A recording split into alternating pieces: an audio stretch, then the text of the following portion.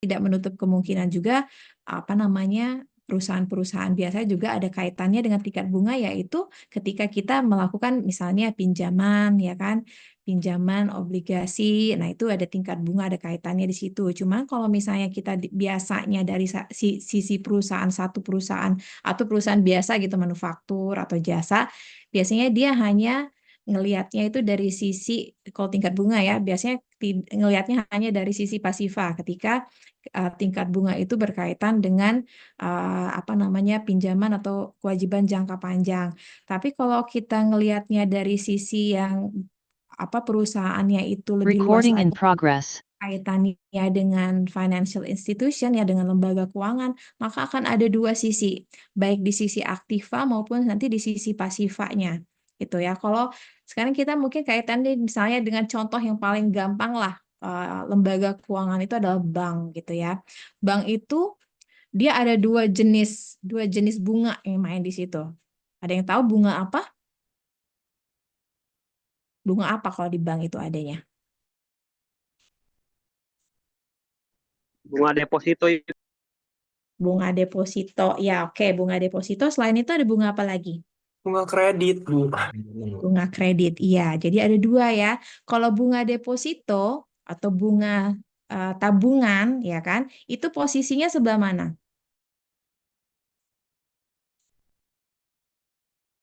Aktiva atau pasifa? Dari sisi banknya, ya Bu.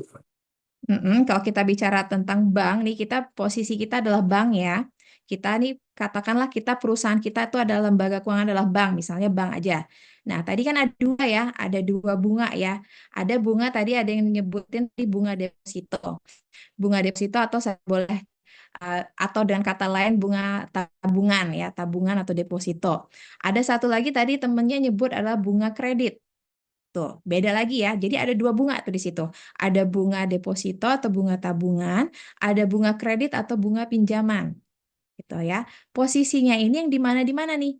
Kalau bunganya si bunga tabungan, yang bunga deposito, kalau kita adalah perusahaan, kita adalah bank, posisinya di mana nih? Di aktiva atau di pasifa? Di pasifa, Ibu. Di pasifa, betul. Ya, karena dia adalah sumber dananya. Sumber dananya bank itu adalah dari pinjaman.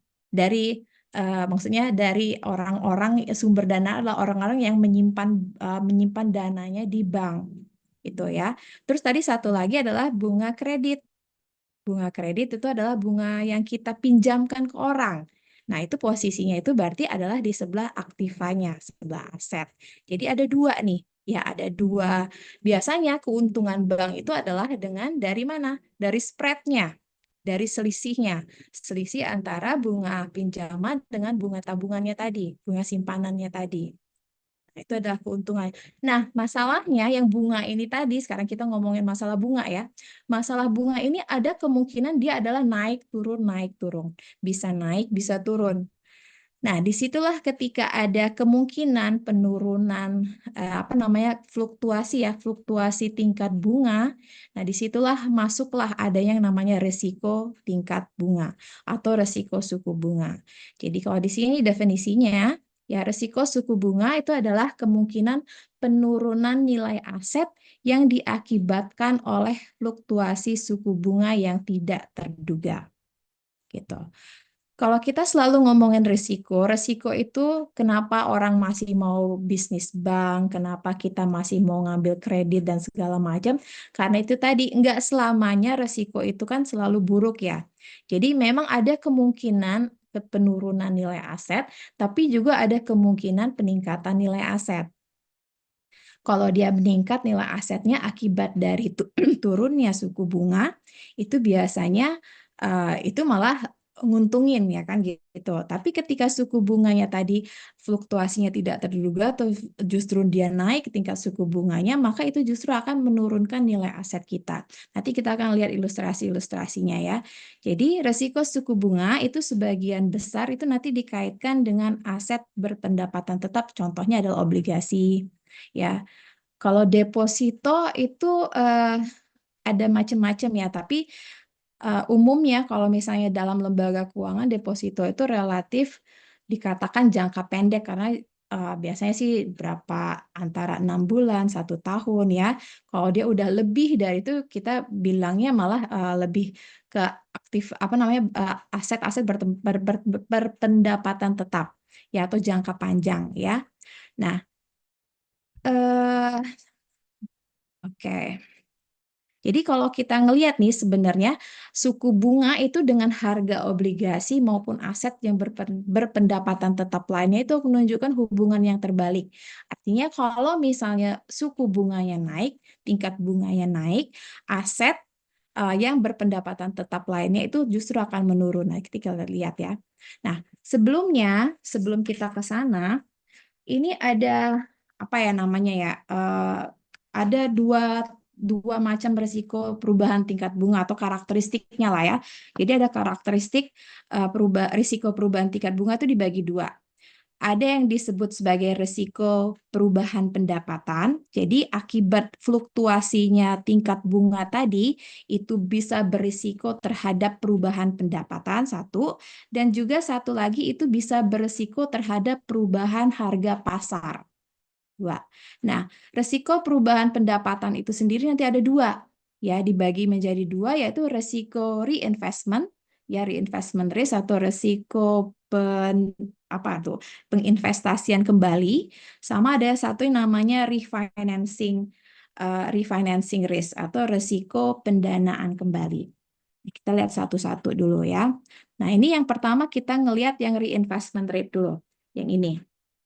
Jadi tingkat risiko perubahan pendapatan ya akibat fluktuasi suku bunga. Yang pertama reinvestment rate. Apa dulu sih yang disebut sebagai reinvestment rate? Jadi reinvestment rate itu tadi tingkat apa namanya tadi penginvestasian kembali ya, adalah laba yang diharapkan oleh investor setelah menginvestasikan kembali arus kas yang diperoleh dari investasi sebelumnya. Kita langsung lihat ilustrasi di sini. Ini katakanlah ini adalah neraca yang sederhana ya, neraca yang untuk ilustrasi aja. Ada aset, jadi ada aktiva, ada pasiva ya. Dalam aktivanya itu ada obligasi jangka waktu 1 tahun. Jadi obligasi 1 tahun, bunganya 12% per tahun. Lalu di sisi pasiva, ini berarti sumber modalnya ya, sumber modalnya itu juga dari obligasi. Tapi obligasinya itu jangka waktunya 2 tahun. Dengan bunga 10% per tahun selama 2 tahun tadi. Nah, risiko apa nih yang akan terjadi? Kita lihat ya, ini ada dua apa namanya dua item ya, satu sisi aset aktivanya, satu pasiva.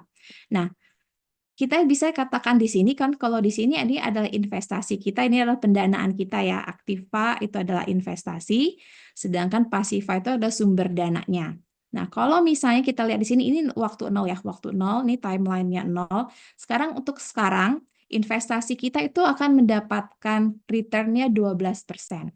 Ya, return kita 12% dari pendanaan kita 10%. Ini udah benar. Ya, artinya kan apa? Spread-nya positif. Selisihnya positif.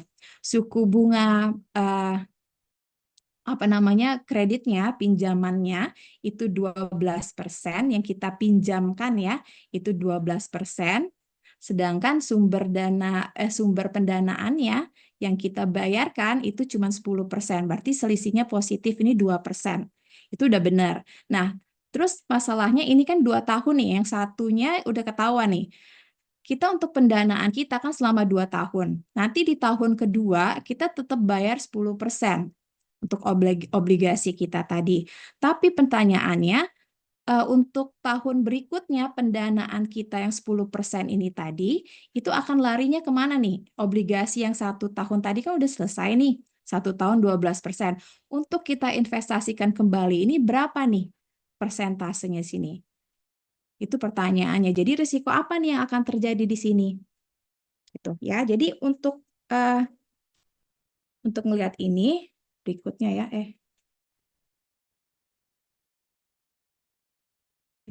oh, jadi langsung. Oke, jadi pertanyaannya sekarang, kalau misalnya nih, Seandainya di tahun kedua, salah saya. Oke, di sini. Seandainya di tahun kedua nih ya, keuntungan kita di tahun kedua itu tergantung sekali dari tingkat bunga investasinya. Ya, kita nggak tahu nih berapa nih tingkat suku bunga investasi ini pertanyaan nih. Kalau kita selalu kita kaitkan dengan ketidakpastian, uncertainty, maka situlah resikonya. Ya, justru di sini resikonya itu adalah ya kita tinggal tahu nih kita tingkat suku bunga investasinya yang di tahun kedua itu berapa. Seandainya ya, kalau misalnya nanti di tahun kedua tingkat suku bunganya itu sama 12%, berarti perusahaannya tetap akan memperoleh keuntungannya 2%. Nggak masalah ya gitu kan. Tapi ini ada pertanyaannya, tapi seandainya apa namanya tingkat suku bunganya justru turun 8%, apa yang terjadi? Perusahaannya rugi atau untung?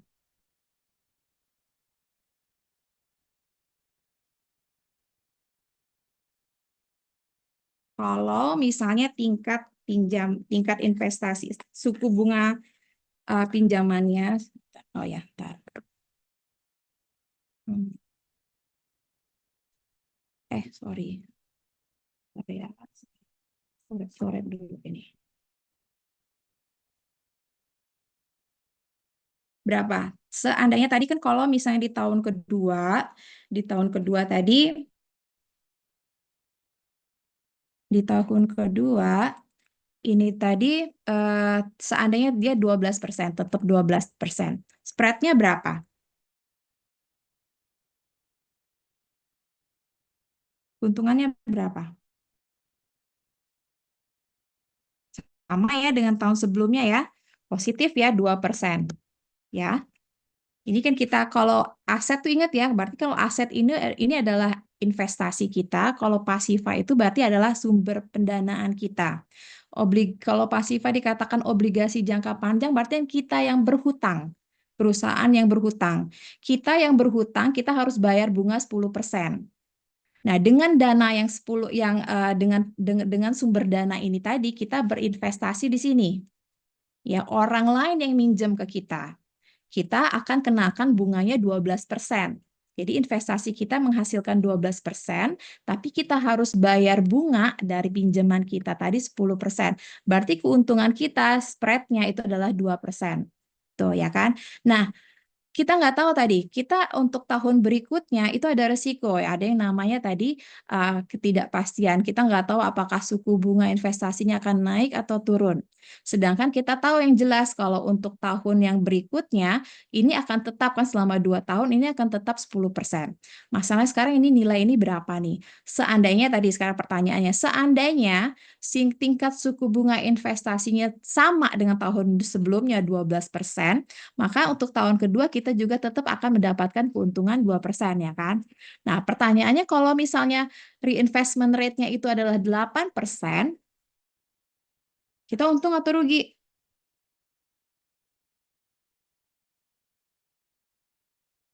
Untung atau rugi? Impas ya, Bu. Kok Kalau impas? kalau secara keseluruhannya impas, kalau buat di tahun keduanya rugi ya, Bu. Iya. Ya, jadi kalau seandainya ternyata ini kita di tahun kedua tadi suku bunganya justru turun menjadi 8%. Perusahaan itu akan rugi, ya kan? Kenapa dia rugi? Kita punya hutang 10% yang harus kita bayarkan. Tapi aset kita itu hanya mendapatkan keuntungan 8%. Artinya apa? Minus 2%. Kita rugi 2%. Tuh, gitu. Ya, jadi itu resiko yang pertama. Ya, resiko yang pertama adalah resiko yang disebut sebagai reinvestment risk. Jadi risiko yang timbul akibat dari ketidakpastian apa nih tingkat suku bunga terhadap apa namanya penginvestasian kita kembali tadi. Itu yang pertama. Nah, yang kedua itu ada yang namanya refinancing risk. Ya, ini kita balik nih. Sekarang kita balik nih contohnya. Jadi kalau refinancing itu adalah kemungkinan bahwa seseorang atau perusahaan tidak akan dapat mengganti kewajiban hutang saat ini. Oke, kita lihat langsungnya aja. Ini tadi aset, ini adalah kewajiban. Ya, aset kita ini obligasi 2 tahun bunganya 12% per tahun. ya. Terus pasifanya obligasinya 1 tahun, bunganya 10% per tahun. Nah, sekarang kita lihat di fokus di sini dulu, di tahun pertama. Di tahun pertama, tadi udah benar, kita investasi, jadi kita akan mendapatkan return sebesar 12% dari obligasi yang kita berikan kepada orang lain ya. Jadi kita dapat keuntungan nih 12% investasi kita, aset kita. Tapi di sisi lain tadi di tahun pertama kita juga minjem, ya kan? Kita minjam dengan bunga yang harus kita bayarkan 10%. Ini tadi contoh pertama, berarti spread-nya atau keuntungannya positif 2%. Perusahaan masih untung di tahun kedua, di tahun pertama. Sekarang kita tahun kedua. Di tahun kedua, kita udah tahu nih obligasi kita tadi, aset kita akan mendapatkan, tetap mendapatkan keuntungan tuh 12% dari hasil investasi. Masalahnya, kita nggak tahu nih berapa refinancing rate-nya. Kita nggak tahu refinancing rate. Seandainya tadi refinancing rate-nya, jadi di tahun kedua obligasi kita tadi, obligasi pasifa ya, berarti hutang kita ya, pasifa kita itu kita tetap dikenakan bunga misalnya 10%. Bunga yang harus kita bayarkan 10%, maka ini akan sama dengan tahun sebelumnya. Tetap untungnya 2%, tetap sama. Masalahnya sekarang di sini, kalau misalnya seandainya sekarang berubah, tingkat suku bunga pendanaan kembalinya, refinancing rate-nya seandainya naik menjadi 12%. Kalau dia naik 12%, apa yang terjadi? Untung masih rugi atau gimana? Kalau 12%,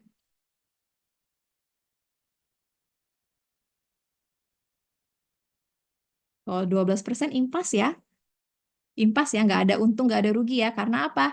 Kita investasi, kita dapat untung tadi 12%. Di sisi lain kita ngutang, kita harus bayar bunga hutangnya 12%. Berarti di spreadnya 0. Gitu. Tapi kalau misalnya ini yang 14%, apa namanya, tingkat bunga yang harus kita bayarkan 4%, sedangkan kita hanya mendapatkan keuntungan 12% dari investasi, ini malah negatif 2%. Tuh. Berubah ya kan gitu. Jadi ini hampir sama posisinya dengan yang ini tadi. Jadi kalau kita lihat sini resiko perubahan pendapatan, ya jadi akibat dari perubahan tingkat bunga itu bisa mengakibatkan adanya resiko perubahan pendapatan. Resiko perubahan pendapatan ini tadi bisa dilihat dari sisi reinvestment rate-nya, bisa dilihat dari sisi refinancing rate-nya gitu. Kalau dari sisi reinvestment rate-nya itu berarti kan yang tidak diketahui itu adalah tingkat suku bunga reinvestasi kembalinya. Nanti di tahun berikutnya ini tidak diketahui. Justru disinilah letak resikonya tadi. Kalau misalnya tadi saya bilang seandainya tingkat suku bunga investasi di tahun kedua ternyata turun menjadi 8%, sedangkan tadi pendanaan kita tadi kita harus bayar hutang obligasi 10%, kan kita rugi nih 2%. Itu kan rugi. Tapi kalau misalnya dia justru naik nih 14%. 14%, terus kita apa namanya, hutang kita yang harus kita bayarkan 10%, malah kita untungnya 4%. Atau jangankan 14%, sama aja dengan tahun sebelumnya 12%, maka kita akan tetap mendapatkan keuntungan 2%. Nah, di sisi yang lain ada yang namanya tadi refinancing rate, itu ngelihatnya dari sisi pasifanya. Ya, pendanaannya kita nggak tahu nih untuk tahun berikutnya. Berapa tingkat suku bunga di tahun berikutnya, itu akan berpengaruh terhadap pendapatan yang akan kita terima tadi. Ya, seandainya tadi kita apa namanya, tingkat suku bunga pendanaan kita tadi sama dengan tahun sebelumnya 10% juga, maka itu hasilnya kita akan sama dengan tahun sebelumnya. Kita akan dapatkan spread-nya atau keuntungannya 2%. Tapi seandainya tadi tingkat suku bunganya itu justru naik hingga 14%, berarti kita harus bayar bunga hutangnya 14%, sedangkan investasi kita hanya menghasilkan 12%, berarti kita rugi 2%. Ya. Berikutnya, ya ini tadi ya, jadi ada resiko perubahan pendapatan, terus ada resiko perubahan harga. Jadi akibat dari perubahan tingkat bunga itu bisa mempengaruhi harga pasarnya. Jadi perubahan tingkat bunga itu bisa menyebabkan perubahan nilai pasar aset atau kewajiban yang ada di perusahaan ya. Kalau tingkat bunganya naik, nilai aset atau kewajibannya itu akan turun dan sebaliknya. Dan jika penurunan nilai aset lebih besar dibandingkan dengan penurunan nilai kewajibannya, jadi penurunan nilai aset ya, penurunan nilai aset ya, delta A-nya itu lebih besar daripada delta liabilities-nya, maka perusahaan itu akan mengalami kerugian gitu ya. Nah, nanti kita lihat contoh ya, penurunan. Ya. Terus tingkat penurunan nilai tersebut bisa berbeda dari satu sekuritas ke sekuritas lainnya.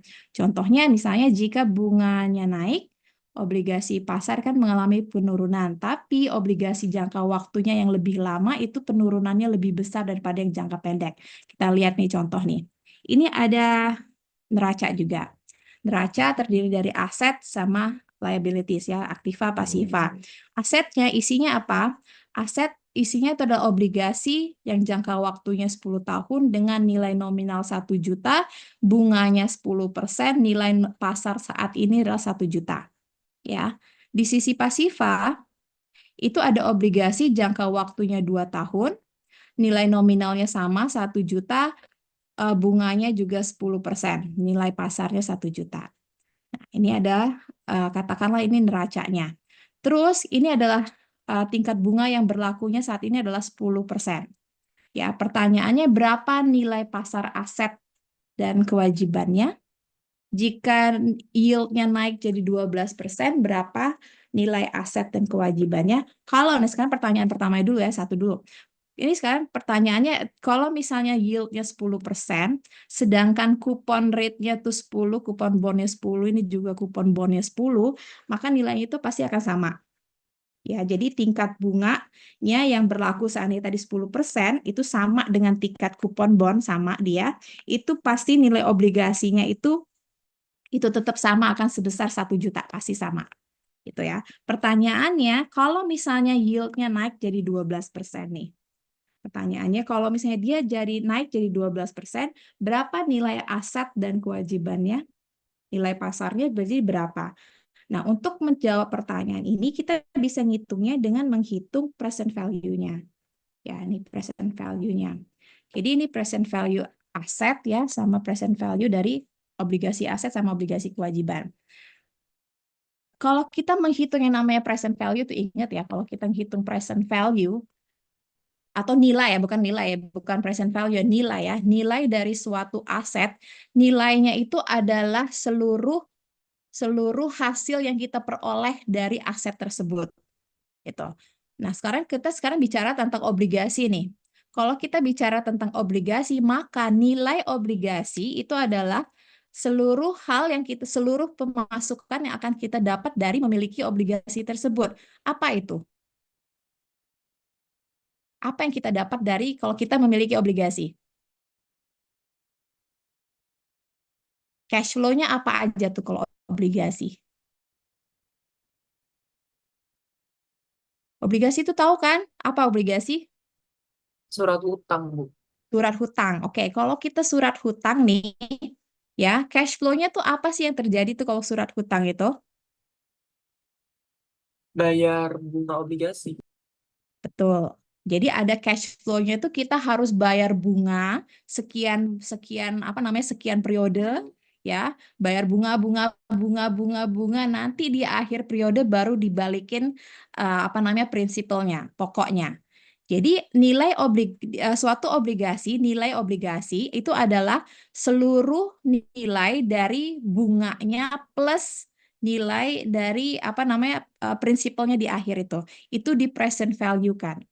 Ya, jadi kalau kita ngitung present value itu adalah seluruh bunga. Kalau kita ngomongin obligasi ya, berarti adalah bunga, ini kan interest ya, interest, nanti interest terus sampai 10 tahun. Jadi bayar bunga 10 kali ya, 10 kali nanti di tahun ke-10 baru kita bayar bunga plus prinsipalnya. Gitu. Ya kan, ini adalah present value atau kita menghitung present value dari obligasinya. Bunga, bunga, bunga, bunga, bunga, terus sampai 10 tahun nanti baru bayar prinsipalnya. Jadi kalau ini, kita balik lagi sini, kuponnya adalah 10%. Kupon bondnya 10% dengan nilai nominalnya 1 juta. Berarti bunganya berapa? 10% dikali 1 juta. Bunga yang harus kita bayarkan selama 10 tahun itu adalah 100.000. Ya, jadi bayar 100.000, 100.000, 100.000, 100.000 sampai 10 tahun, 100.000. Nanti di tahun ke-10 plus 1 jutanya dibalikin. Ya, jadi kalau misalnya tadi kita hitung apa namanya present value, ingat ya kalau present value itu kan 1 sama dengan 1 plus R pangkat T ya. Ini rumus ininya ya, present value ya. Jadi kalau misalnya tadi di sini pertanyaannya kalau misalnya yieldnya adalah 10%, ya, kalau kita masukin 10% di sini, berarti nilai nominalnya, nilai obligasinya, mau aset maupun yang kewajiban itu akan tetap sama 10%. Nah, jadi pertanyaannya di sini, gimana kalau yield-nya naik jadi 12%? Kalau yield-nya naik jadi 12%, ini berubah.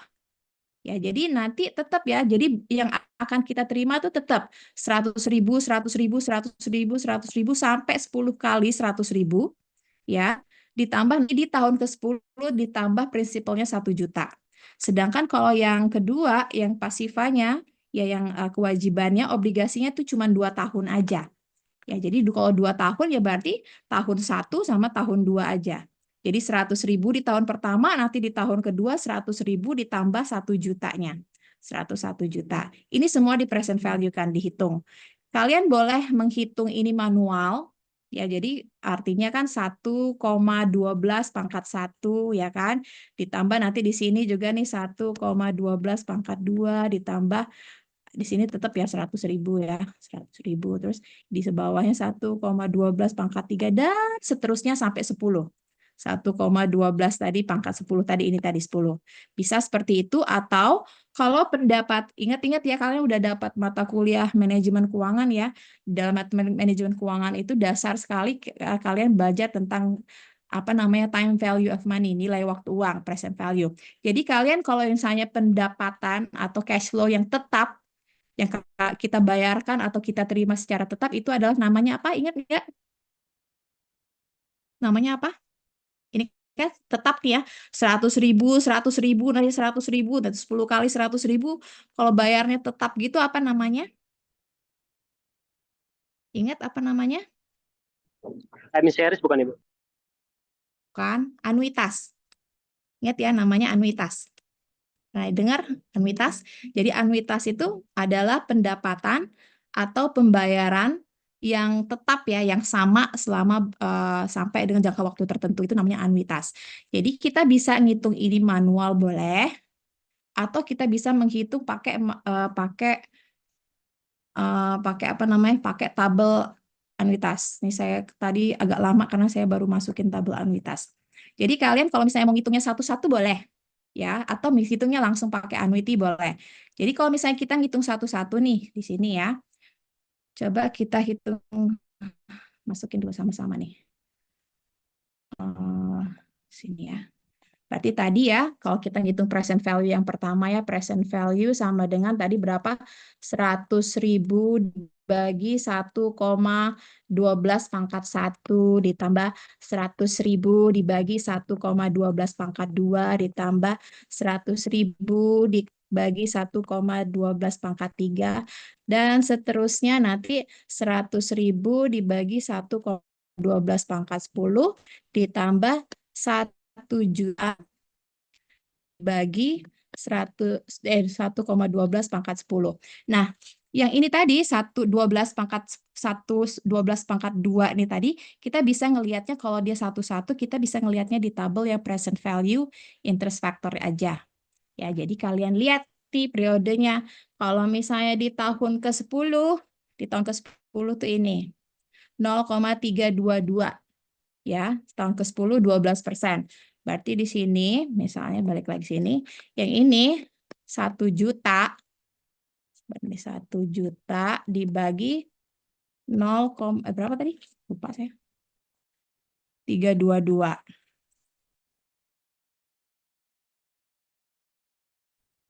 0,322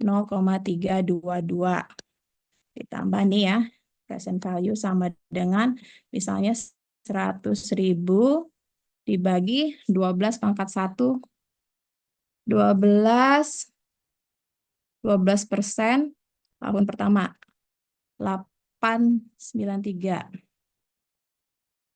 bagi 0,893 ditambah 100.000 dibagi yang tahun kedua berapa nih? Tahun kedua berapa sih ini? Ntar dulu. 7 ini ya. Berapa nih? 797. Nih, 797. 797. Dan seterusnya ini panjang nih, menghitungnya gini. Atau kalian bisa menggunakan cara yang lebih mudah. Ya, jadi yang 100.000 ini pakai tabel annuity ya. Tabel annuity-nya 12% selama 10 tahun. Ditambah nanti baru di terakhirnya ditambahin yang 1 juta ya dibagi 1,12 pangkat 10 tadi. Ini kan sendiri ya. Jadi ada dua aja di komponennya nih. Ada komponen yang satu yang anuitas kita kali 100.000 dengan tambah ini aja. Jadi ini boleh kita pakai tabel yang annuity. Ya, kalau kita lihat tabel annuity pakai tabelnya yang ini. Nah, tabel percent value annuity 12% selama 10 tahun ini ya. Nih, 5,650. 5,650. Berarti 5,650 ya. Ditambah ini 1 juta dibagi 0,322. Coba hitung nih. Berapa nih? Saya mau nyontoin satu aja, nanti yang berikut-berikutnya saya nggak nyontoin lagi.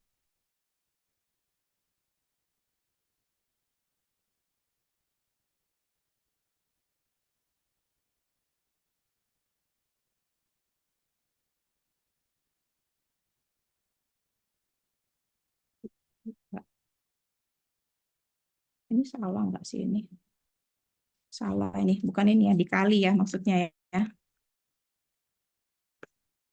Ini kalau dia posisinya kayak gini, ini dikali ya. Dikalikan dengan angkanya ya. Tadi dulu, balikin lagi aja salah. Saya salah nulis ya. Ini saya salah nulis ya. Ini bukan dibagi ya, tapi dikali ya. Jadi dikali 0,893. Ini bukan di sini posisi ini salah nih. Saya salah nulis. Ini kali 0,7 sekian tadi.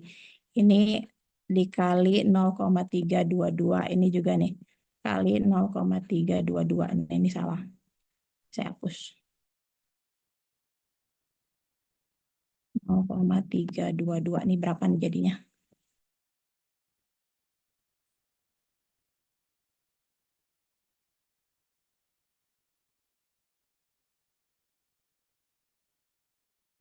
Berapa?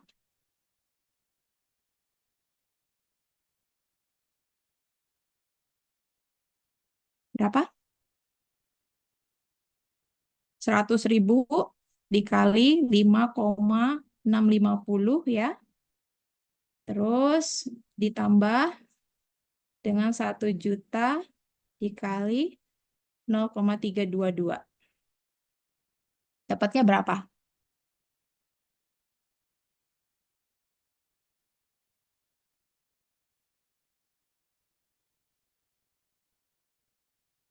Berapa dapatnya?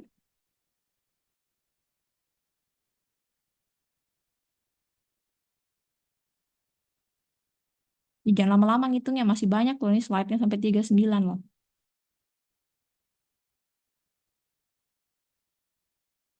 Berapa?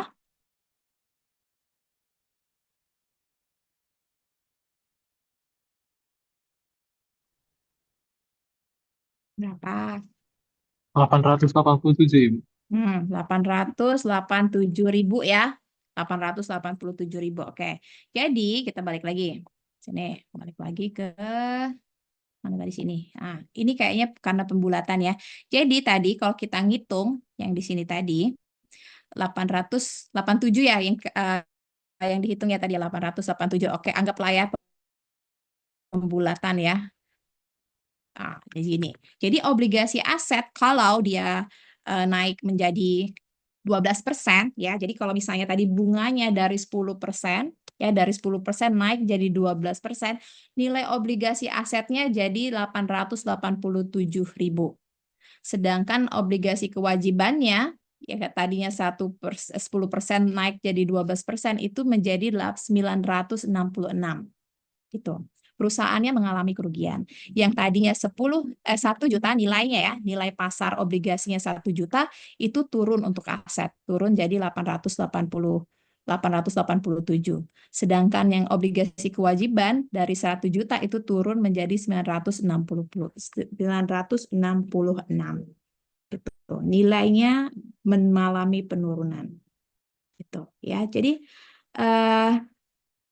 apa namanya? Kenapa dia ngalamin penurunan gitu? Karena apa? Karena apa?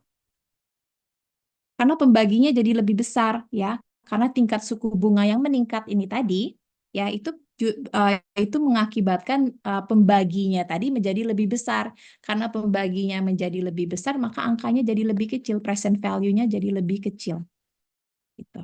Jadi makanya dia lebih nilainya mengalami penurunan.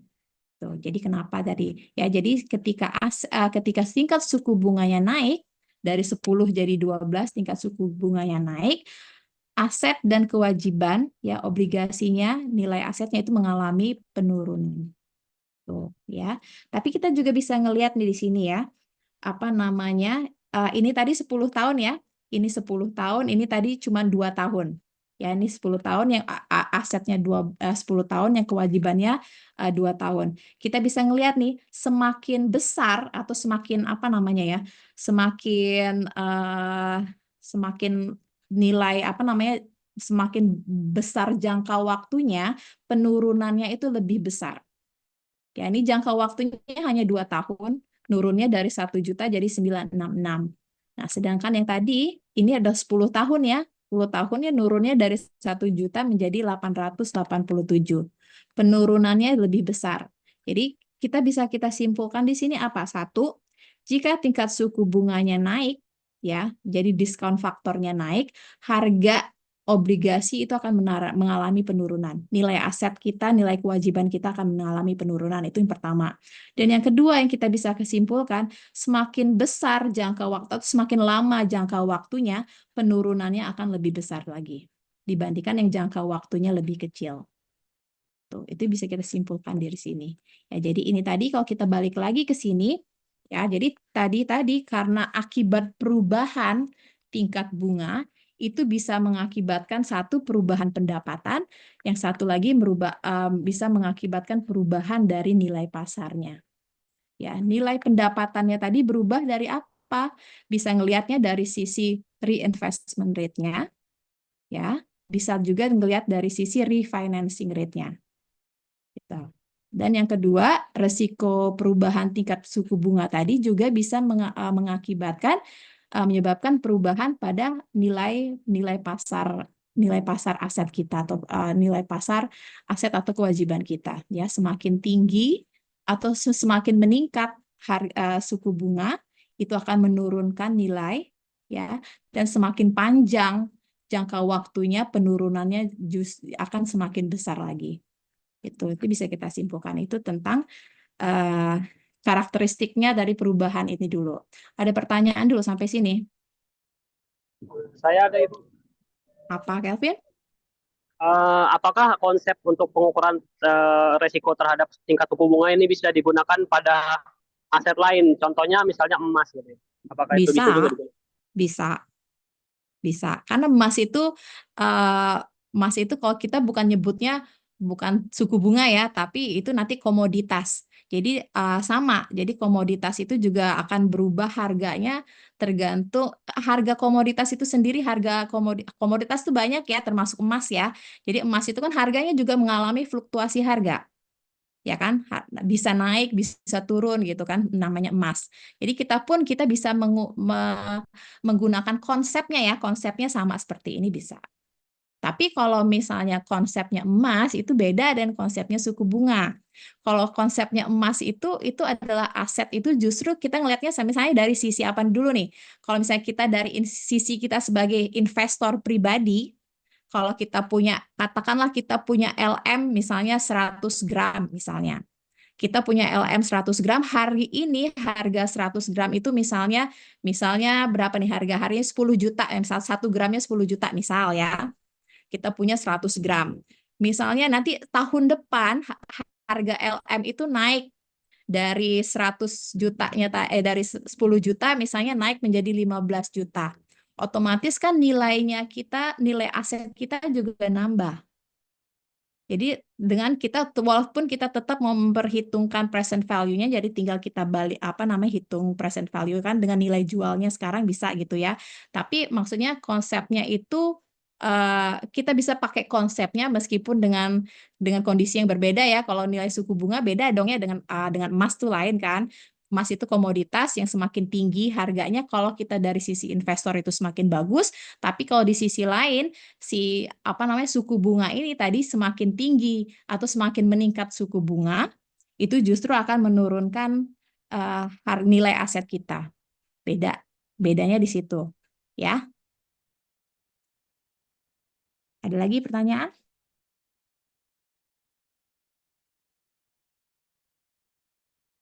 Ada lagi? Oke, kita lanjutin ya. Jadi itu tadi karakteristiknya dulu. Sekarang kita mau mengukur resiko perubahan tingkat bunga tadi.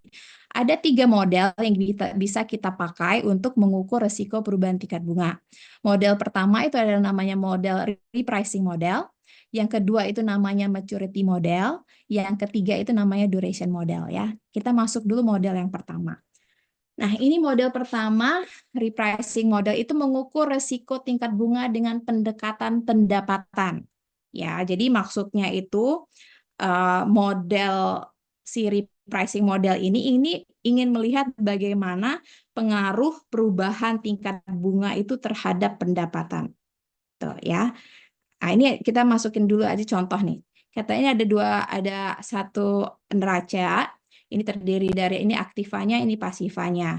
Asetnya apa aja? Ini meminjamkan di pinjaman pasar antar bank 1 hari. Ini nilainya adalah 2M. Dia punya commercial paper 3 bulan nilainya 3M. Ada surat hutang 6 bulan itu 5M. Obligasi 1 tahun 6M. Obligasi 3 tahun 10M. Obligasi 3 tahun dengan floating rate itu 5M. Pinjaman bunga tetap 10 tahun itu 10M. Jadi total aset itu adalah 41M. Nah, di sisi lain liabilities-nya apa? Liabilities-nya meminjamkan di pinjaman pasar antar bank 1 hari itu 3M. Terus ada tabungan 3M, deposito 1 bulan 10M, deposito 1 tahun 10M, deposito 2 tahun 10M. Modal 5M, total pasifanya 41M. Ini ada catatan ya untuk obligasi yang 3 tahun, obligasi yang ini, ya, obligasi yang ini, itu nilainya kan 10M ya, tapi tahun ini dia jatuh temponya 2M, tahun ini jatuh tempo 2M, dan untuk bunga pinjaman dengan floating rate, ini ya, floating rate. Oh ya, floating rate ini, itu bunganya mengambang. Bunga mengambang ditetapkan setiap 6 bulan. Nih. Ini tadi 6 bulan floating rate-nya. Oke, ini ada diketahui dulu. Jadi kan kalau kita ngelihat neraca seperti ini adalah umum neraca dari sebuah lembaga keuangan ya, katakan bank ya. Kalau neraca dari perusahaan manufaktur atau perusahaan jasa nggak kayak gini. Ya, kita ngelihatnya dari biar masuk ini tentang tingkat suku bunganya ya. Sekarang kita tadi ada ada aset, ada pasifa seperti ini. Nah, sekarang untuk bisa melakukan repricing ini tadi ada langkah-langkahnya. Ya, langkah pertama kita harus bisa mengidentifikasikan dulu atau mengelompokkan aset dan kewajiban yang rentan terhadap perubahan tingkat bunga. Jadi dipilih-pilih mana nih aset dan kewajiban yang rentan sekali tentang perubahan tingkat bunganya. Itu yang pertama. Terus yang kedua kita hitung gap. antara aset yang sensitif dengan kewajiban yang sensitif terhadap perubahan bunganya tadi. Ya, ntar kita coba ngelihat. Sekarang tadi langkah pertama nih. Langkah pertama mengidentifikasi atau dan mengelompokkan aset atau kewajiban yang rentan terhadap perubahan bunga. Kita lihat dulu ya dari sini tadi.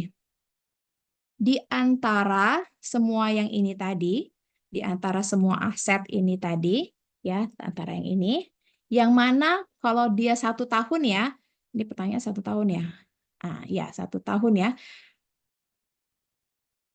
Oke, yang 1 tahun dari semua ini, yang 1 tahun, yang kalau misalnya kita mau menilainya 1 tahun, 1 tahun yang mana aja nih yang rentan terhadap perubahan tingkat bunga dalam jangka waktu 1 tahun dari sisi aset. 1 tahun. Yang mana aja? Ini masuk nggak? Yang pertama ini masuk nggak? 1 hari dia ya, berarti dia masuk ya. Terus kalau ini commercial paper 3 bulan, kali kalau kita hitungnya satu apa dulu nih? 1 hari dulu deh ya. Kalau misalnya kita hitungnya harian aja deh ya. Jadi pertama ini kita akan mencoba mengidentifikasi apa namanya aset-aset yang sensitif, aset dan kewajiban ya, aset dan kewajiban yang sensitif terhadap perubahan bunga harian. Ya, kalau misalnya kita ngomongin harian, berarti yang pertama ini 1 hari, berarti ini masuk ya. Kita identifikasi masuk. Kalau ini 3 bulan, kalau untuk harian masuk nggak? Enggak, ya. Terus kalau 6 bulan masuk nggak? Enggak. 1 tahun masuk nggak? Enggak. Ya, terus apa lagi? Obligasi 3 tahun enggak, ini enggak, ini enggak. Berarti kalau untuk yang harian, yang 1 hari yang masuk itu adalah yang ini aja. 2M ini aja, 1 hari. Kalau dari sisi kewajiban yang masuk ke dalam apa namanya? Yang masuk ke dalam pasifa yang sensitif terhadap perubahan tingkat bunga harian yang mana?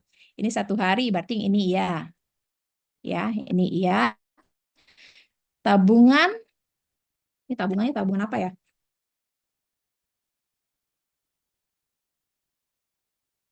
Tabungannya nggak diketahui ya, tabungannya tabungan apa? Tabungan enggak ya, kayaknya biasanya tabungan per bulan ya. Kayak tabungan enggak ya, tabungan enggak, deposito 1 bulan ini enggak, 1 tahun enggak, 2 tahun enggak, ini modal enggak. Berarti cuma ada 2 ya. Jadi kalau dari sini ada 2. Ada 1 aset, 1 sama 1 pasifa. Jadi sini ya, identifikasi langkah pertama tadi, mengidentifikasi aset dan kewajiban yang sensitif terhadap perubahan tingkat bunga. Nah, kalau kita lihat tadi perubahan tingkat bunga yang harian. Jadi di sisi aset itu masuknya tadi adalah yang 2 miliar ini tadi, yang pinjaman di pasar bunga 1 hari itu sebesar 2 miliar. 2 miliar. Terus ya. Jadi aset 2 miliar ini akan reprice jika bunga hariannya berubah ya. Terus kalau dari sisi pasifa, dari pasifa tadi ada meminjam di pasar bunga 1 hari juga itu nilainya 3 miliar. Jadi kewajiban yang 3 miliar ini juga akan di-reprice jika bunga hariannya juga berubah. Ya, jadi cuma ada 1 ya, kita identifikasikan 1 di aset, 1 di pasifa. Jadi, nah kita sebut ini adalah, kita sebut rate sensitive asset, ini adalah aset-aset yang sensitif terhadap perubahan harga, itu kita sebutnya RSA, rate sensitive asset. Sedangkan liabilities yang sensitif terhadap perubahan harga kita sebutnya RLS ya. Jadi ini singkatannya, ini adalah aset yang sensitif terhadap perubahan harga, yang ini adalah kewajiban yang sensitif terhadap perubahan bunga. Oke. Sekarang jadi langkah kedua itu adalah menghitung gap-nya. Gap antara RSA dengan RSL tadi. Gap-nya jadi berapa? Gap-nya 2 miliar dikurangin 3 miliar. Ya, sini ya. 2 miliar, ini 3 miliar. Jadi 2 miliar dikurangin 3 miliar, gap-nya adalah minus 1 miliar.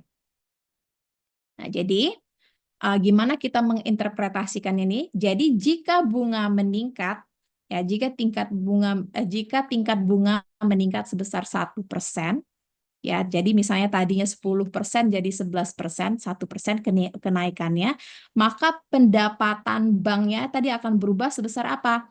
Sebesar gapnya 1 miliar dikalikan dengan 1%-nya tadi. Berarti akan rugi sebesar 10 juta. Gitu. Ya, jadi kalau tingkat bunganya naik, pendapatannya turun. Gitu. Tadi kan apa namanya berbanding terbalik ya, banding terbalik. Gitu. Ya, jadi itu cara yang pertama ya, repricing tadi. Jadi pertama tadi langkahnya kita mengidentifikasi dulu atau mengelompokkan aset-aset dan kewajiban-kewajiban yang sensitif terhadap perubahan tingkat suku bunga. Kemudian setelah kita kelompokkan nih mana yang RSA-nya, mana yang RSL-nya, kemudian kita hitung gap-nya. Dengan tadi, kalau kita tinggal ngeliat lagi nih, kalau misalnya tingkat suku bunganya meningkat berapa, ya kita tinggal kalikan aja dengan gap-nya. Itulah perubahan pendapatannya. Jadi kalau tadi tingkat bunganya meningkat sebesar 1%, maka perusahaan itu akan mengalami resiko kerugian sebesar 10%. Tuh, ya. Itu tadi kalau dia adalah tingkat bunganya itu harian. Ya. Nah, dengan cara yang sama kita bisa memperluas kelompok periodenya itu dari 1 hari menjadi ya terserah kita mau melihatnya seperti apa. Ya, sekarang kita coba ya kalau tadi 1 hari, sekarang kita coba hitung yang 1 tahun. 1 tahun balik lagi ke sini kita ngelihat dulu nih yang masuk ke dalam 1 tahun yang mana aja. Dulu. Ini ya, masuk 1 tahun. Nah, kalau tadi yang 1 hari, sekarang langkah pertama kalau kita mau menghitung aset-aset dan kewajiban kita yang sensitif terhadap perubahan tingkat bunga dalam 1 tahun, yang mana aja yang masuknya? Yang mana aja? Yang jelas sini masuk ya, 1 hari ini berarti masuk dia 1 tahun, masuk. Terus 3 bulan ini berarti dia masuk. 6 bulan ini dia masuk ya. 1 tahun jelas dia masuk nih, masih masuk. Nah, kalau yang 3 tahun, obligasi 3 tahun ini masuk nggak? Obligasi 3 tahun ini nggak masuk. Kan kita mau ngitungnya yang obligasi yang obligasi perubahan tingkat bunga dalam 1 tahun, berarti yang ini nggak masuk. Nah, obligasi yang 3 tahun tapi pakai floating rate. Floating tadi ke sini lihat ya. Oh, enggak, Ding. Berarti untuk obligasi yang 3 tahun ini yang nilainya 10M, jatuh tempo hari ini, berarti ini 1 tahunnya dikenain berarti 2M. Berarti ini masuk tapi nilainya 2M. Ya, terus untuk yang floating rate 3 tahun ini masuk ya, karena setiap tahun kan dia berubah-berubah. Ya, setiap tahun kan berubah-berubah, berarti ini juga masuk nih. Nah, kalau tingkat bunga tetap 10 tahun, itu nggak masuk. Ini nggak masuk. Ya, jadi yang masuk itu 2M, 3M, 5M, 6M. Yang ini bukan 10 ya, tapi 2M sama yang 5M. Jadi totalnya berapa tuh?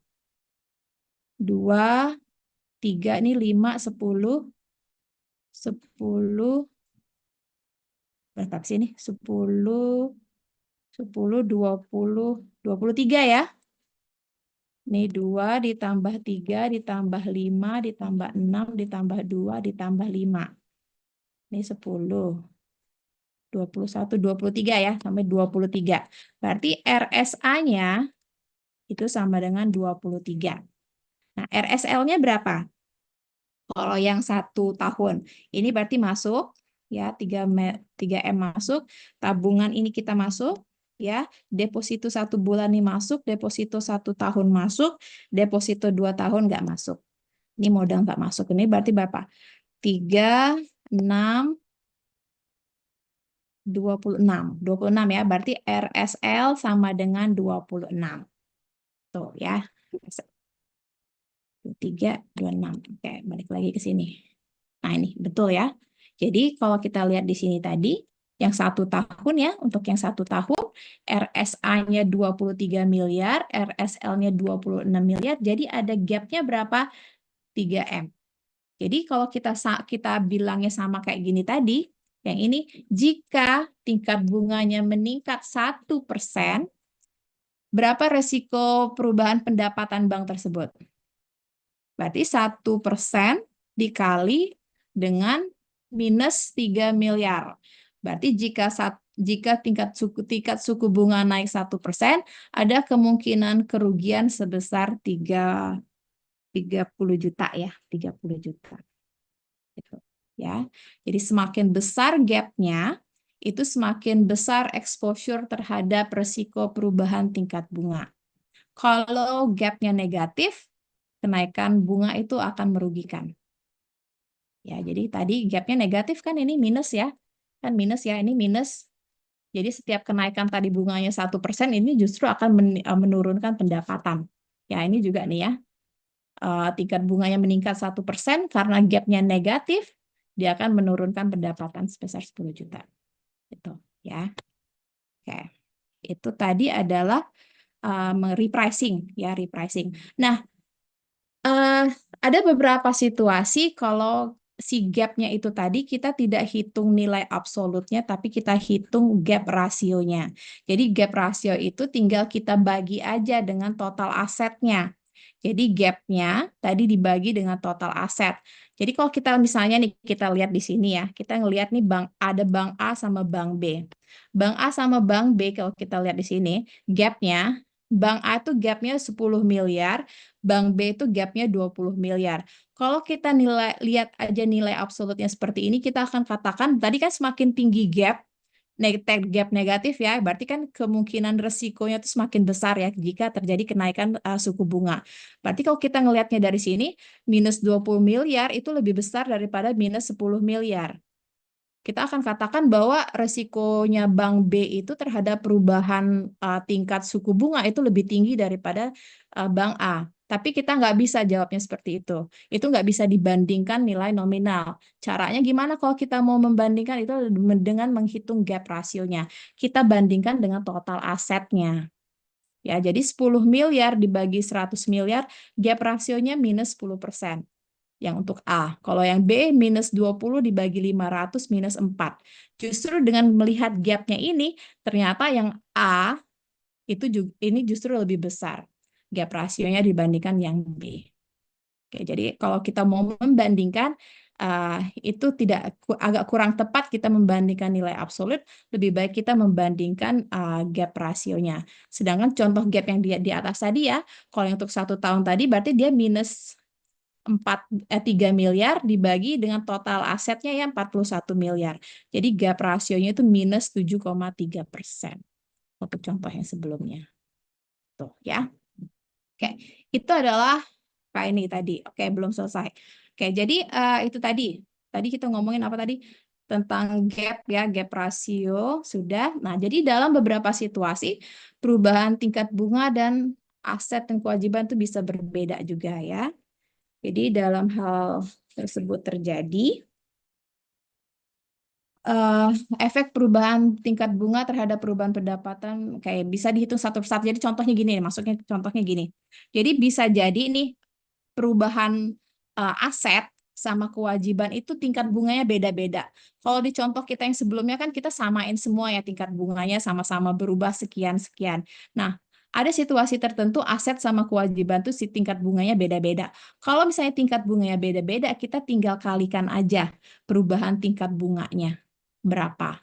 Jadi pendapatan misalnya gini ya. Jadi kalau misalnya untuk bunga aset contohnya dia berubahnya 2%. Jadi naik 2%, sementara bunga kewajiban itu naiknya hanya 1%. Maka perubahan pendapatannya berapa? Itu balik lagi tadi, ini gapnya tadi ya, RSA-nya ya, RSA-nya tadi 23 miliar, dikali perubahan bunganya tadi 2%, dikalikan ini RSL-nya ya, RSL dikalikan dengan 1%-nya ini. Jadi perubahan pendapatannya justru naik 200 juta. Justru naik ya. Jadi banknya justru memperoleh keuntungan karena apa? Karena pendapatan bunganya itu meningkat tuh lebih besar dibandingkan dengan biaya bunganya. Ya, jadi ini meningkatnya lebih besar daripada ini. Jadi dia kelihatan nih, justru pendapatannya jadi naik. Kalau ini tingkat suku bunganya beda-beda. Tuh ya. Oke. Itu tadi model yang pertama, model repricing model. Terus model yang kedua itu ada yang sampai sini dulu ada pertanyaan nggak? Sebelum kita masuk maturity model, yang pertama, ulangin dikit ya. Jadi tadi pengukurannya ada repricing model, maturity model, duration model. Repricing model ini tadi langkah kita untuk repricing tadi ada dua ya. Pertama, kita mengelompokkan dulu mana aset-aset yang sensitif terhadap perubahan tingkat suku bunga dan mengelompokkan kewajiban-kewajiban yang sensitif terhadap perubahan tingkat suku bunga. Setelah dikelompokkan, kemudian kita tinggal hitung gap-nya. Ya, tinggal kita hitung gap-nya itu dengan cara apa gap-nya tadi? Tinggal dikurangin aja, RSA-nya dikurangin dengan RSL-nya. Ya, setelah itu kalau misalnya tadi kita mau melakukan perbandingan, kita tinggal hitung gap rasionya. Membandingkan tadi gap-nya dengan nilai asetnya, dibagi dengan total asetnya. Ya, ini tadi kalau misalnya tingkat suku bunga aset dan kewajibannya berbeda, maka kita tinggal menghitung, tinggal mengalihkan perubahan pendapatannya aja dikalikan dengan RSA. Terus biaya bunganya tadi tinggal dikalikan dengan RSL-nya, itu dapat selisihnya. Oke, itu tadi model yang pertama. Terus model yang kedua itu namanya maturity model. Kalau kita ngomongin maturity berarti itu ada kaitannya dengan jangka waktu. Nah, kita lihat ya tadi bahwa di repricing model itu kita tidak memperhitungkan yang namanya time value of money, nilai waktu uang. Ya, jadi gini, ada dua skenario lah ya. Skenario pertama itu misalnya nih ada obligasi itu yang dibeli untuk tujuan investasi, itu skenario yang pertama. Skenario yang kedua itu ada yang membeli obligasi itu untuk tujuannya memperoleh keuntungan melalui trading gitu. Tergantung dengan tujuan yang berbeda ini maka biasanya pencatatannya akan berbeda. Gitu. Kalau misalnya kita tadi membeli obligasi tujuannya untuk investasi, itu tadi kan biasanya dipegang terus nanti sampai akhir jatuh temponya. Gitu. Nah, kalau misalnya tujuan kita tadi investasi yang kita pegang terus sampai dengan jatuh tempo, maka itu nanti pencatatannya itu akan lebih baik kita akan mencatatkan nilai historisnya. Ya. Karena kan kita mau ngelihat nih berapa pendapatannya dari awal pendapatannya dari kupon yang kita bayarkan itu tadi. Jadi kalau misalnya tujuannya kita tadi untuk investasi, maka model yang repricing tadi lebih cocok. Tapi, ada tapinya, kalau misalnya tadi kita membeli obligasi tujuannya adalah untuk mencari keuntungan melalui trading, maka ini nggak cocok nih pakai repricing ini. Karena apa? Karena kita trading ini kan berarti kan nilainya akan berubah terus. Mark to market ya. Berubah tiap hari.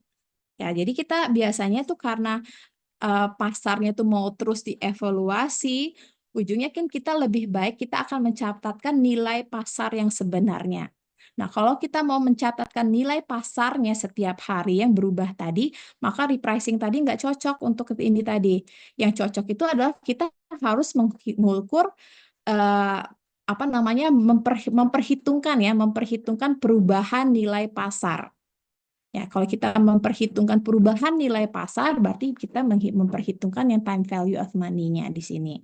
Jadi ada dua. Jadi maturity model dia akan lebih mempertimbangkan efek perubahan nilai pasar. Ya. Oke. Ini contohnya nih, kita masuk contohnya ini balik lagi. Ini ada neraca. Dan neraca ada aset, ada pasifa. Asetnya terdiri ada dua ya. Ada pertama obligasi 10 tahun, nominalnya 10 juta, kuponnya 15%. Terus ada satu lagi obligasinya 20 tahun, nominalnya 10 juta, kuponnya 15%. Ya. Terus di sisi pasifa itu ada pinjaman jangka pendek 2 tahun, nominalnya 18 juta, bunganya 15%, dan modal saham 2 juta. Total aset, total pasifa sama-sama 20 juta. Ya. Nah, kalau misalnya yield-nya naik jadi 17%, apa yang terjadi? Ini pertanyaan nih. Seandainya bunganya tadi naik jadi 17%, apa yang terjadi? Kita hitung lagi nih, balik lagi ke tadi kita ngitung time value of money-nya, nilai pasar dari aset-asetnya dan pinjamannya. Semuanya kita hitung ya nilai asetnya. Jadi obligasi 1, obligasi 2. obligasi 1 nilai nominalnya 10 juta, bunganya 15%. Jadi kita bayar bunga berapa? Kita bayar bunga 150.000. Selama berapa? Selama 10 tahun. 1 sampai 10 tahun, nanti di tahun ke-10 dibalikin lagi yang 1 nominal kok 1 juta sih? 10 juta apa 1 juta ini? Salah ya, saya salah nulis ya, ini 1 juta, Deng. Ya, 1 juta. Seharusnya 1 juta ya. 1 juta ya, bukan 10 juta, ini salah. Oke, ntar saya ganti aja daripada saya bingung. Bentar dulu. 1 juta. Oke, 1 juta. Oke, oke. Ini ya. Nah, ini. Jadi 1 juta kuponnya bunganya 15% kan kita bayar 150.000 ya. Selama 10 tahun nanti di tahun ke-10 ditambah 1 jutanya jadi 1 juta 150. Ah, ini tadi bunganya naik jadi 17%. Jadi pembaginya 17%. Jadi kalau kita hitung nanti kalian hitung sendiri dengan pakai tabel anuitas boleh, tabel anuitas plus tabel present value-nya ya. Nilainya untuk yang ini, untuk yang apa namanya? 10 iya ya 10 ini salah nih saya kayaknya salah ya harusnya 900-an ya bukan 9 jutaan ya 10 nih nanti dicek lah ini saya salah nih kayaknya kalau 1 juta nggak mungkin dia 9 juta nih pasti harganya nilainya 900-an ya anggaplah 900-an nggak mungkin ya bener ya 10 juta iya bener 10 juta berarti saya yang salah di sini tunggu tuh entar discard dulu bener ini 10 juta sorry 10 juta ini juga bener 10 juta 10 juta. Hmm, dulu ya. 10 juta dikali. Ini salah, saya yang salah di sini ya. Berarti kuponnya ini bukan ya. Kalau 10 juta berarti bunganya berapa? 1.500.000 ya? Benar nggak? 15% dikali 10 juta. 1.500.000 kan? 1.500.000, 1.500. Bener, Bu. 1.500.000. 1.500.000. 1.500.000 ya. Berarti ini salah saya, salah nulis di sini ya. Berarti ini 1.500.000. Ini berarti 10. Berarti ini 11.500.000 ya. Kita hapus di sini dulu. Discard kita hapus. Berarti ini 1.500.000 ya. Berarti ini berapa? 11.500.000. Oke, ini juga nih salah nih.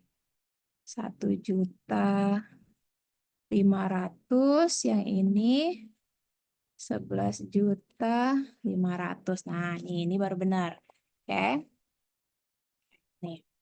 Oke ya, jadi kalau kita tadi balik lagi, kalau seandainya tingkat bunganya naik 17% ya, kita present value kan seluruh ada obligasi yang pertama ya, bunganya karena dia 10 juta, kita bayar bunga 15%, berarti kita bayar bunganya 1.500.000 selama 10 tahun, nanti di tahun ke-10 ditambah 10 jutanya, jadi 11.500.000 di tahun ke-10. Oke, nilai asetnya ya, jadi yang tadinya 10 juta, kalau kalau suku bunganya naik 17%, maka nilainya turun menjadi 9 juta sekian ya. Terus aset kedua dengan cara yang sama ya tapi ini 20 tahun. Ya, jadi bayar 10 juta, kita bayar 15%, kita bayar bunga 1.500.000 sampai dengan 20 tahun. Nanti di tahun ke-20 ditambahin lagi dengan 10 jutanya jadi 11.500.000 di tahun ke-20. Jadi total nilainya, nilai asetnya yang hari ini nilainya 10 juta, nanti kalau dengan jika jika suku bunga naik 17%, maka nilainya akan turun menjadi 8.800.000 sekian. Oke, nilainya turun. Terus pinjaman nih, pinjamannya 18 juta, kita bayar 15 juta. Ini bener ya? Tersalah lagi. 18 juta dikali 15%. Betul ya? Jadi kita untuk pinjamannya, kita bunga yang harus kita bayar adalah 2.700.000 ya, hanya 2 tahun saja. Jadi hanya 2 tahun, nanti di tahun kedua 20 18 juta ditambah 2.700.000 ya. 18 juta ditambah 2.700.000 berarti kita bayar 20.700.000 di tahun kedua. Nilai nominalnya yang harganya sekarang 18 juta, kalau harga tingkat suku bunga naik 17, nilai nominalnya harga pinjamannya, nilai pinjamannya hanya 17 juta sekian. Tuh. Nah, harga ini tadi, nilai angka-angka ini tadi kita masukkan lagi ke dalam neracanya. Oke. Ini dari neracanya. Kita bisa melihat di sini ya. Ini ya, ini turun, ini segini jadi nilai asetnya turun. Terus ini sini. Otomatis apa? Otomatis kerugian ini apa namanya ya? Modal karena tadi nilai total asetnya turun dari 20 juta jadinya sekian ini tadi, maka ke modal saham ini jadi yang harus menanggung kerugiannya tadi. Jadi modal saham yang harus menanggung kerugiannya. Jadi saham yang tadinya berapa? 2 juta ya. Modal saham yang tadinya 2 juta sekarang menjadi 513.403 rupiah. Ya, kerugian yang terjadi ini ya negatif ya, berarti maksudnya mengalami kerugian, modal sahamnya yang harus membayar kerugian tersebut ya menurun ya. Jadi intinya adalah perusahaan itu mengalami kerugian karena modalnya tuh turun. Ya, modalnya turun. Oke. Nah, dalam situasi yang kayak gini nih, kenapa dia bisa menjadi seperti ini? Kalau kita ngelihat bahwa ternyata itu terjadi ada yang namanya maturity mismatch. Jadi jangka waktunya tuh nggak sama gitu ya. Jadi jangka waktu aset yang satu tadi 10 tahun, yang satunya tuh 20 tahun. Sedangkan itu hanya didanai oleh sumber dananya itu hanya 2 tahun. Ini nggak cocok ini, mismatch ini, maturity mismatch namanya. Jadi perusahaan ini dikatakan mempunyai ketidaksesuaian jangka waktu antara aset dengan kewajibannya. Itu ya. Jadi itu apa namanya jauh timpang ya 10-20 dibandingkan sumber dananya hanya 2 tahun aja. Jadi semakin besar ketidaksesuaian jangka waktu, resiko perubahan tingkat bunga itu akan semakin besar juga. Tuh, ya. Nah, jangka waktu portofolio ini tadi kita tuh bisa menghitungnya itu dengan yang namanya maturity of asset. Ya, jadi maturity of asset itu rumusannya itu adalah seperti ini ya. Ini jadi rata-rata tertimbang ya. Jadi rata-rata tertimbang dari jangka waktu aset dan kewajiban individual berdasarkan pembobot ya, pembobot masing-masing. Jadi kita lihat lagi nih maturity of asset, ada maturity liabilities ya.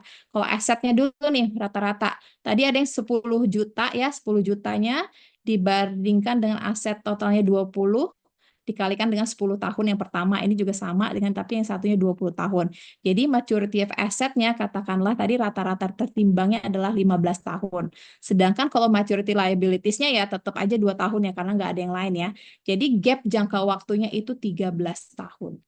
Nah, semakin besar gap jangka waktu, itu baik positif maupun negatif, maka semakin besar resiko perubahan tingkat harga yang dihadapi oleh suatu perusahaan atau bank. Nah, sekarang kita mau ngelihat ini dulu nih.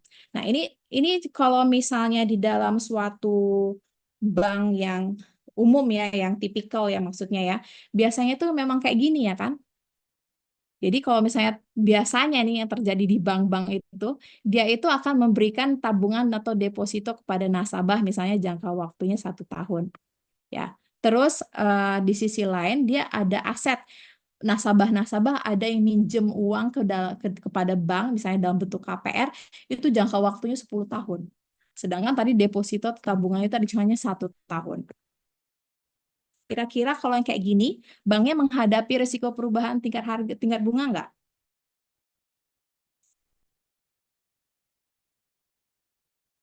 Gimana nih?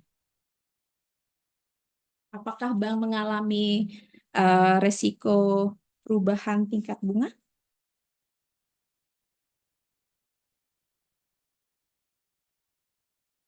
Iyalah ya, ngalamin dong ya. Pasti ngalamin karena satunya tadi pasifa sumber dananya tadi 1 tahun, tapi KPR-nya tadi orang yang bayar ke kitanya tadi itu 10 tahun. gitu ya. Iya mengalami. Tapi gimana nih caranya? Pertanyaan berikutnya, bagaimana cara bank mengurangi resiko perubahan tingkat resiko perubahan tingkat bunga kok kayak gini. Ini kan umum banget ya kayak gini kalau bank. Ya kan? Nasabah-nasabah itu nabung deposito tabungan jangka waktu kurang lebih parah tabungan. Tabungan itu ya bisa keluar masuk harian malah ya kan. Deposito anggaplah 1 tahun. Tapi di sisi lain bank juga mengeluarkan KPR, artinya kan nasabah yang minjem ya, bayar bunga ke banknya, itu bisa 10 tahun mereka nyicilnya. Gitu. Nah, gimana nih cara bank untuk mengurangi resiko perubahan tingkat bunga kayak gini? Kalau seperti ini gimana?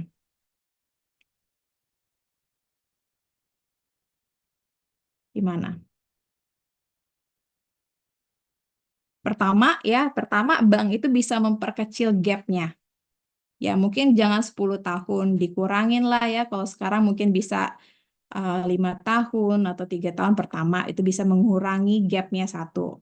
Ya, yang kedua kita menerbitkan yang ini. Jadi antara dua lah ya. Kalau ini nggak dikurangin ya ininya dinaikin. Jadi depositonya mungkin akan jangka waktunya lebih diperpanjang gitu. Ya, ini tipikal bank yang umum banget nih kayak seperti ini.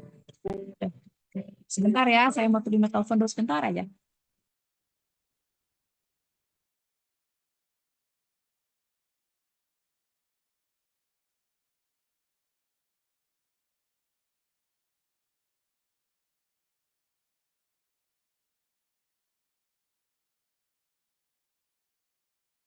Oke, kita balik lagi ya. Jadi tadi ini udah kita ngelewatin. Nah, sekarang jika suatu bank itu ingin melakukan imunisasi, maksudnya itu imunisasi itu agar perubahan tingkat bunga itu tidak mengakibatkan kerugian ya.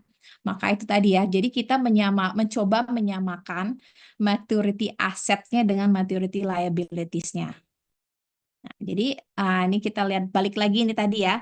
Jadi kalau misalnya tadi kan kita hitung di sini tadi maturity asetnya 15 tahun ya, 15 tahun yang di sini ya. Jadi kita coba ini kita sesuaikan lagi nih. Ini tetap ya 10 tahun, ini 20 tahun, tapi yang ini kita naikkan jadi 15 tahun. Jadi kita samakan. MA itu kita samakan dengan ML-nya itu sama dengan 15 tahun. Dan kita coba nih, apakah benar-benar banknya tuh bisa terimunisasi sepenuhnya? Ini pertanyaan. Ya, dengan ini seperti ini.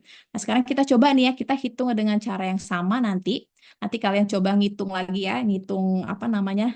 Ngitung ini ya, ngitung seperti ini. Nanti kalian hitung dan ternyata hasilnya seperti ini. Ya, setelah nanti kalian hitung ya, kan kalau ini nggak mengalami perubahan ya, yang ini kan angkanya sama ya dengan yang ini tadi. Mana tadi? Ini sama ya. Ini sama ya, nggak mengalami perubahan yang ini ya. Ini tidak mengalami perubahan. Yang berubah itu nanti di sini, karena dia tadi berubah 15 tahun. Jadi berubah 15 tahun sehingga kita ngelihat nih ya, total aktifanya, pasifanya tetap sama. Tapi kita dilihat di sini, kalau yang tadi yang sebelumnya berapa 500-an ini ya. 513 ini tadi ketika kita menyamakan MA dengan ML-nya, ML 15 tahun ini tadi, bahwa ternyata modal sahamnya itu masih di bawah 2 juta yang sebelumnya itu tadi. Ya, jadi kalau kita ngelihat di sini masih berkurang ya, masih berkurang berapa nih? 150 ribuan ya. Masih lebih sedikit dibandingkan yang seharusnya tadi yang 2 juta tadi. Jadi kalau kita melihat di sini kita sudah menyamakan nih, kita sudah menyamakan maturity asset dengan maturity liabilities, tapi ternyata bank itu tidak sepenuhnya terimunisasi. Jadi masih ada kerugian modal di sini. Gitu ya. Jadi ini kemudian menjadi kelemahan dari si maturity model ini tadi. Nah, kelemahannya ini kemudian itu nanti akan diperbaiki oleh si duration model. Ini masuk ke metode yang ketiga. Ya, jadi apa namanya kelemahannya tadi itu ya terutama karena kita bisa ngelihatnya di sini tadi ya bahwa ternyata setelah kita matchin juga MA sama dengan ML-nya, bahwa ternyata tidak terimunisasi juga, sepenuhnya tidak terimunisasi, masih ada pengurangan. Nah, dalam si duration model ini, ya ini mencoba untuk memperbaiki ya dengan aliran kas ya. Jadi tidak nanti kita memperhitungkan durasinya. Jadi masukin betul-betul durasi segala macamnya kita hitung betul-betul. Nah, sekarang kita ngelihat lagi nih. Ini ada obligasi dua, ini contoh ya, ini contoh lagi. Obligasi A sama obligasi B sama-sama nilainya 1 juta, jangka waktunya sama-sama 1 tahun, kuponnya sama-sama 10%, tapi yang satu, yang A dibayarkan setiap semester, berarti setiap 6 bulan, yang satu dibayarkan setiap tahun. Nah, kedua obligasi ini jangka waktunya 1 tahun ya, tadi sama-sama 1 tahun, yieldnya naik ya, yieldnya naik menjadi 15%, berapa nilai obligasi. Sekarang kita lihat, ini tadi obligasi A, obligasi B. Karena tadi obligasi A-nya tadi dibayarnya per semester, ya berarti bayarnya tuh per semester ya, berarti setengah tahun, 6 bulan dibayarkan, 50, berapa yang tadi ya? 10% ya, berarti kan kalau setengah tahunnya berarti 5% ya. 5% dikali 1 juta, 50.000. Nanti di akhir tahun pertama jadi 1.050.000 juga. Kalau di obligasi B sekaligus nih 100 ribunya langsung dibayarkan di akhir tahun pertama. Nilai nominalnya berubah. Ya. Obligasi mana yang turunnya lebih banyak? A atau B? Nilai obligasi B turunnya lebih banyak. Kalau nilai obligasi tadi kan nilai nominalnya 1 juta ya. 1 juta, kalau ini 1 juta turunnya jadi 596, yang ini jadi turunnya jadi 500, ini 559, ini 956. Tuh obligasi B turunnya lebih besar daripada obligasi A. Kenapa pertanyaannya? Kenapa? Karena apa? Karena timingnya beda. Ya, jadi kalau kita ngelihat ya perbedaan antara A sama B itu tadi terletak pada timing dari aliran kasnya. Si obligasi A itu bayarkan 50.000 ya pada semester pertama ya. Jadi pada semester pertama dia bayar 50.000, nanti di semester yang kedua di akhir tahun dia juga bayarin lagi 50.000. Sedangkan kalau yang obligasi B kan langsung bayarkan semuanya 100.000 di akhir tahun. Nah, gitu. Ya, jadi karena ada perbedaan timing itulah itu menyebabkan dia akan berubah nilainya. Jadi duration method ini tadi dia memperbaiki maturity method karena memperhitungkan timing dari setiap aliran kas. Jadi kita lihat di sini ya. Nah, ini tadi perhitungan durasi. Sekarang kita mau ngitung durasinya. Ya. Ini tadi kalau kita masukkan, ini yang A, ya ini obligasi A, ini obligasi B. Ya, langsung cepat aja ya, obligasi A cash flow-nya nanti di 50.000 tadi kan di semester pertama, di akhir tahun dia bayar 1.050.000. Nah, terus kita present value kan ya, pakai present value interest factor, ini hitung present value cash flow-nya, cash flow ini sama dengan ini dikali ini ya, ini dikali ini sama dengan ini, 1 juta dikali ini sama dengan ini. Nah, dapatnya totalnya tetap 1 juta ya, ini juga 1 juta nih. Nih, kayak seperti ini ya. Nah, nih. Nah, durasinya itu adalah waktu tertimbang rata-rata tertimbang jangka waktu. Cara ngitungnya gimana?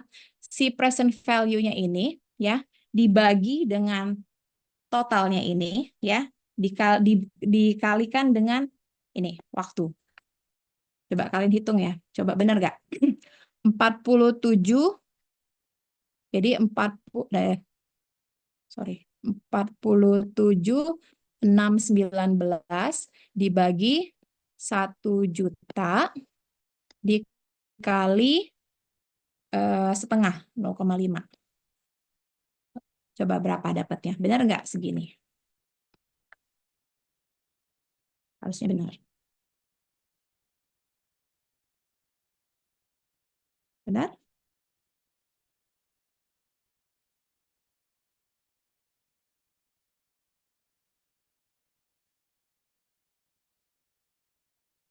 Betul, Ibu. Benar nggak? 47,619 dibagi 1 juta dikali dengan setengah. Dapat berapa?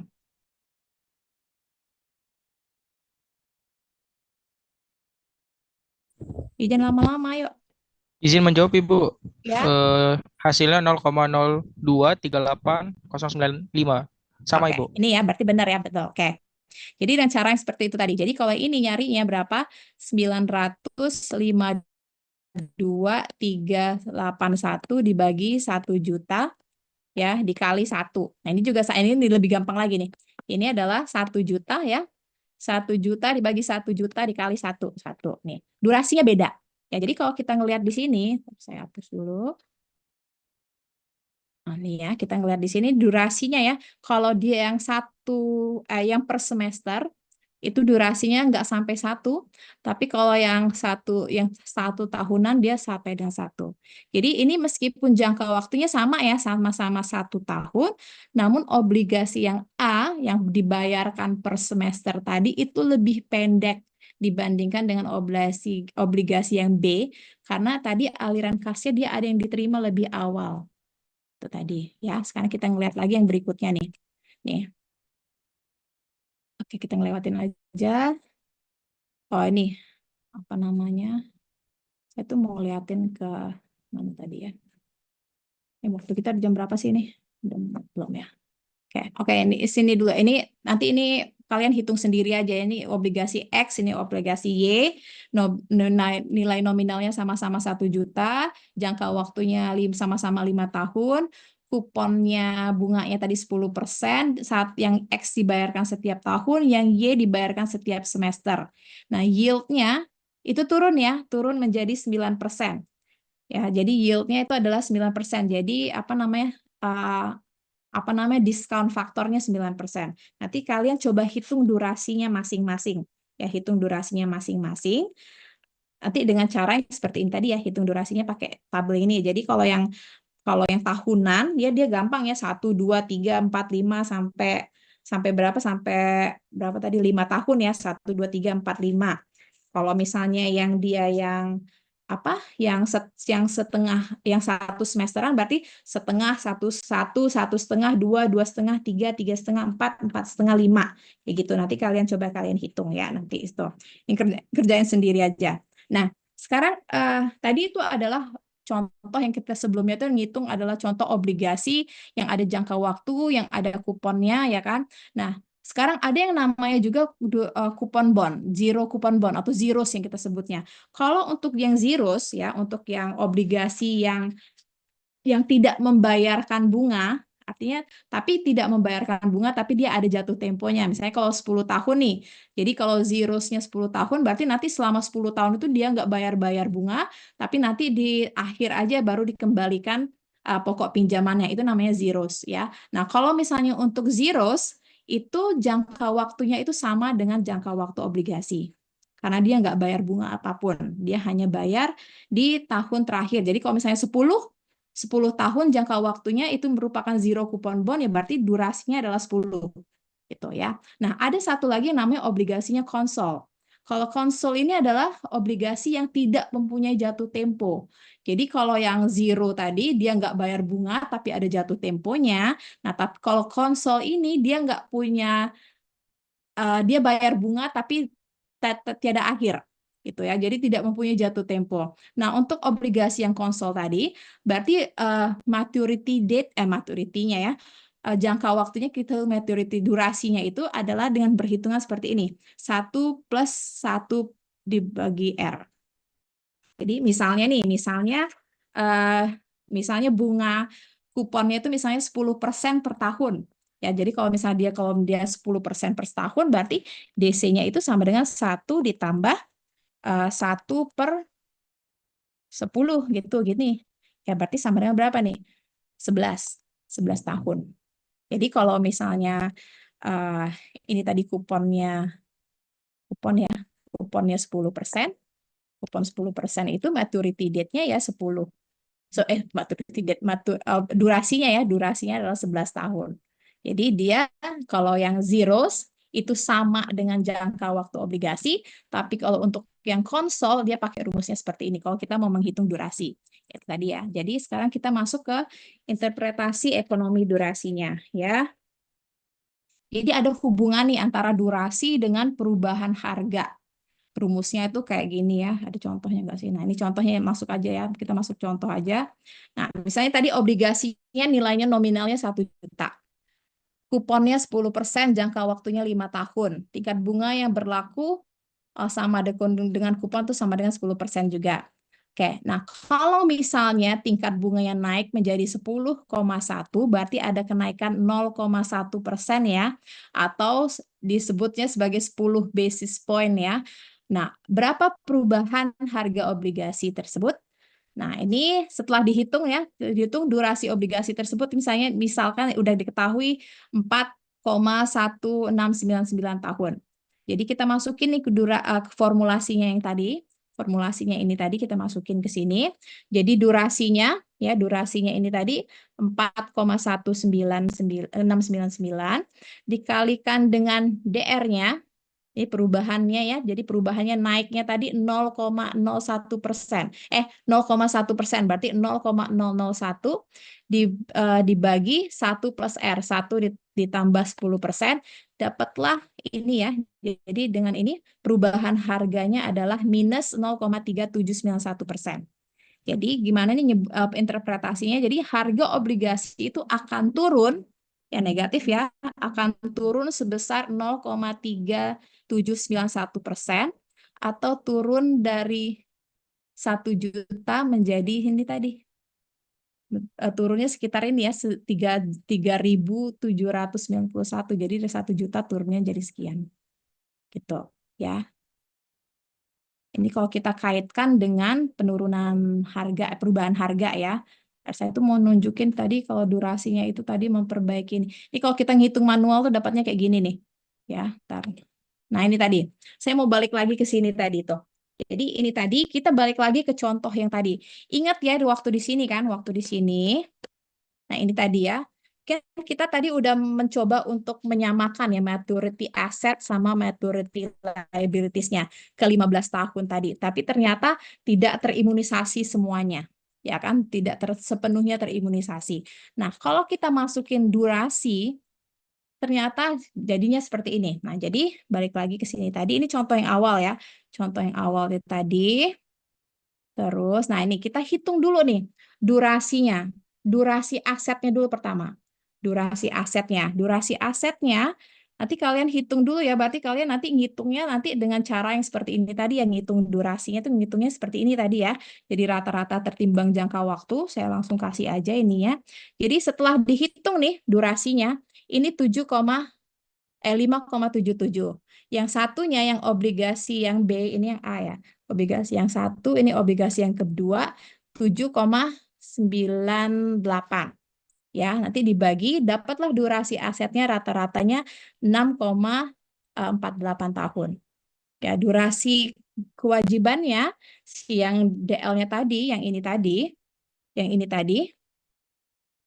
setelah kita hitung tadi jangka waktunya 2 tahun ya, kita hitung lagi durasinya tadi nggak 2 tahun tapi ternyata durasinya sekian. Nah, jadi ada gap durasi ya, jadi kita hitung gap durasinya adalah 4,52 tahun. 4,52 tahun. Nah, kalau gapnya positif itu akan menunjukkan bahwa jika tingkat bunganya naik, banknya akan rugi. Tapi kalau misalnya gapnya negatif, kalau tingkat bunganya itu justru akan menguntungkan bank. Nah, saya mau ngeliatin di sini dulu. Imunisasi ini tadi. Nah, ini tadi ya. Jadi, kita coba mau menyamakan lagi ya tadi ya. Durasinya tadi ya. Jadi, durasinya ini tadi, kan kita udah dapat nih durasinya ini tadi, durasi aset ya. Durasi asetnya itu kan 6,48 tahun. Ya, di sini ya. Nah, ini. Nih, cara menyamakan durasi ini tadi imunisasi. Ya, ini adalah rumusnya ya, cara menyamakan imunisasi. Durasi aset dikurangin durasi liabilities dikalikan dengan K. K itu apa? K itu adalah liabilities dibagi dengan asetnya. Ya, dikalikan aset dikalikan perubahan R dibagi 1 plus R. Ya, jadi kita masukin aja nih angka-angka yang di sini tadi. Jadi kan kita udah tahu nih durasi asetnya 6,48 tahun tadi ya. Terus Terus DL. Oke, ini tadi DL-nya tadi kan kita udah ketahuannya tadi kalau kita bagiin aja. Tadi 18 juta dibagi 20 juta itu 0,9. Jadi untuk menghitung DL-nya kalau kita mau menyamakan 6,484 dibagikan dengan 0,9 dapatnya 7,2 tahun. Jadi tadi di sini kita ganti nih 7,2 tahun. Kalau yang di sebelumnya ini sama ya, ini angka yang sama dengan yang sebelumnya ya, kita ngeliat di sini ya. Sih tadi. Nah, ini ya, ini kan sama ya. Ini angkanya sama, tapi tadi di sini kita tulisnya 15 tahun karena kita tadi mau menyamakan 15 tahun. Nah, sekarang tadi kita ngitung durasinya ini tadi, kita udah menghitung dengan menggunakan metode durasi. Salah. Nah, ini tadi DL-nya itu 7,2 di sini. Ya, 7,2. Nanti kalau kalian hitung-hitung nanti ya nilai nominalnya itu kemudian nanti akan berubah ya. Nanti kalian kalau misalnya kalian hitung lagi nanti diulang lagi di apa namanya? Di sini ada enggak sih? Di sini enggak ditulis ya. Enggak ditulis. Jadi saya kasih tahu dulu ya. Jadi untuk menghitung ini nih nilai nominalnya kita harus adjust lagi juga ya. Jadi nilai nominalnya ini caranya tadi dari 18 juta ya 18 juta itu dikalikan dengan 1 ditambah 15% ya. 0,15 dipangkatin dengan 7,2. 7,2. Nah, ya nanti dapatlah ini. Ya, jadi angka 48554,241 itu tadi nilai nominalnya. Ini tadi penyesuaiannya dari sini. Dari 18 juta yang pertama. Ya, yang 18 juta ini sini kan. Nah, ini tadi ini kan 18 juta ya. 18 juta ini tadi. Nah, 18 juta dikalikan 15% ya kan? Kita samakan dengan yang ini 15%. Ya, 15%. Pangkatnya terus menyesuaikan durasi ini tadi. 7,2. 7,2. Nanti kalian hitung dapatlah nilai nominalnya sekian. Jadi nanti kalau kalian hitung lagi ya dapatnya kalian hitung nanti pakai apa metode durasi tadi, hitung pakai present value ya dapatlah sekian. Nah, jadi dengan yang ini dengan cara kita sudah menyamakan dengan kita menggunakan metode durasi, ternyata apa? Ternyata modal sahamnya tadi tidak mengalami kerugian. Tuh, ya. Jadi dia memperbaiki metode yang sebelumnya tadi, metode maturity tadi ya. Kalau tadi kita mematurity tadi, tetap aja dia masih ada tidak terimunisasi sepenuhnya ketika kita mencoba untuk menyamakan jangka waktu pembayaran bunga aset dengan pembayaran bunga kewajiban. Tapi dengan menggunakan metode duration ini tadi, kita menggunakan metode duration ini tadi, justru dia kelihatan bahwa modal tidak mengalami kerugian pada modalnya. Itu ya. Jadi di sini kita kelihatan betul bahwa dengan metode ini dengan metode durasi ya, dengan memperhitungkan durasi yang sebenarnya kita bisa menghilangkan apa namanya kelemahan dari metode yang sebelumnya itu tadi. Tuh, ada pertanyaan? Ada pertanyaan? Ini nominalnya tadi ya, ini kok saya nominalnya salah yang hitungnya ya. 18 juta, oh ini beda ya. Ada pertanyaan? Bisa diikuti? Bisa diikuti ya? Oke, kalau bisa diikuti, saya ulang sekilas ya. Saya ulang sekilas dari kita tadi materi kita hari ini ya, resiko perubahan tingkat bunga. Ya, jadi akibat terjadinya fluktuasi tingkat bunga, maka itu akan bisa berimbas kepada perubahan pendapatan dan perubahan nilai pasar dari aset maupun dari kewajiban kita. Tuh ya, jadi akibat dari perubahan tingkat bunga itu bisa mengakibatkan perubahan pendapatan, resiko perubahan pendapatan dan resiko perubahan nilai pasar ya. ada reinvestment rate, itu risiko reinvestasi itu terjadi ketika apa? Ketika kita tidak mengetahui ya tingkat bunga untuk penginvestasian kembalinya di tahun berikutnya. Tuh, kalau ini dari financing itu berarti adalah kemungkinan bahwa kita tidak mengetahui tingkat bunga pendanaan pada tahun yang akan datang gitu ya. Nih, terus ada resiko tadi perubahan harga, bagaimana resikonya tadi kemudian semakin tinggi bunga itu bisa mengakibatkan apa namanya penurunan nilai pada aset maupun kewajiban. Ya, dan terus kita juga ngelihat di sini bahwa semakin panjang jangka waktu itu juga bisa mengakibatkan ke penurunan yang lebih besar lagi. Tuh, ya. Nah, terus pengukuran resiko perubahan tingkat bunga itu ada 3 metode. Ada yang namanya repricing model, ada yang namanya maturity model, ada yang namanya duration model.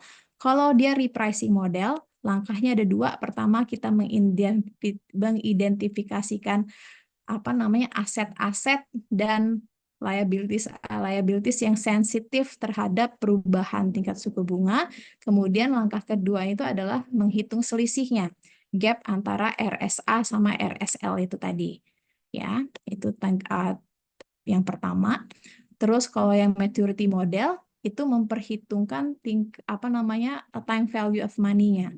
Jadi apa namanya kita memperhitungkan apa yang terjadi jika tingkat suku bunga itu meningkat, maka kita hitung nilai sekarang ya dari setiap aset maupun aset maupun kewajibannya kita tadi, ya. Dan biasanya itu terjadi karena adanya ketidaksesuaian antara jangka waktu antara aset maturity-nya, jangka waktu aset sama maturity liabilities-nya ya, gitu. Dan ternyata bahwa meskipun kita sudah mencoba mengimunisasi dengan cara maturity method tadi, menyamakan jangka waktunya itu tadi, tapi ternyata tidak bisa sepenuhnya terimunisasi. Nah, kelemahan ini kemudian diperbaiki oleh duration model itu dengan cara apa? Dengan cara menghitung ini tadi, rata-rata tertimbang waktu yang sebenarnya. Tuh ya, jadi menghitung waktu dari tiap tiap aset maupun kewajibannya. Nah, dan kemudian baru kita bisa benar-benar menghilangkan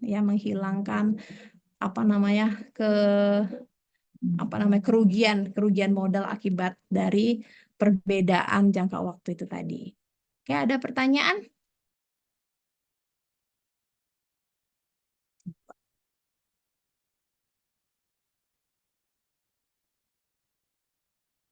Ada pertanyaan? Bisa diikuti? Mudah-mudahan bisa diikuti ya. Itu sebenarnya bisa kalian baca juga itu di bukunya Mamdouh Hanafi atau di bukunya yang Saunders ya, yang financial manajemen risiko untuk lembaga-lembaga keuangan tuh ada di situ ya untuk pendalamannya. Sekarang saya mau ngabsen ya.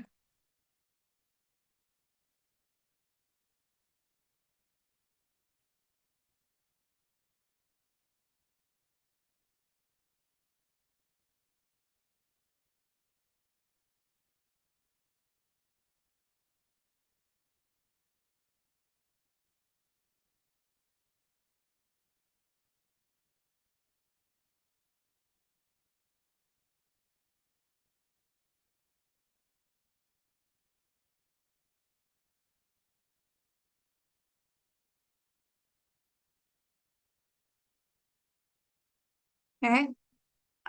Rido Alanis ada?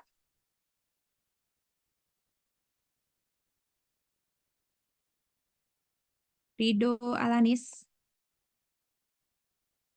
Ferdian Valevi. Ada Bu, Ridho Hadir, ada Bu. tadi. Muhammad Adil Faruk. Hadir Bu. Abimanyu. Hadir Bu. Pipin Natakusuma. Hadir, Bu. Nadia Destriantari. Hadir Ibu. Ninda Lupitasari. Hadir Ibu. Salsabila Indah. Karti Hadir Pratama, Ibu. Deslia Sari,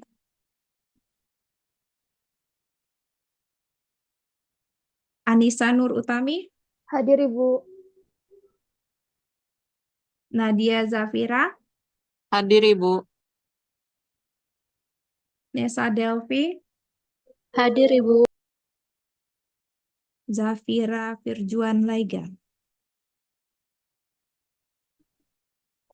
Hadir Ibu.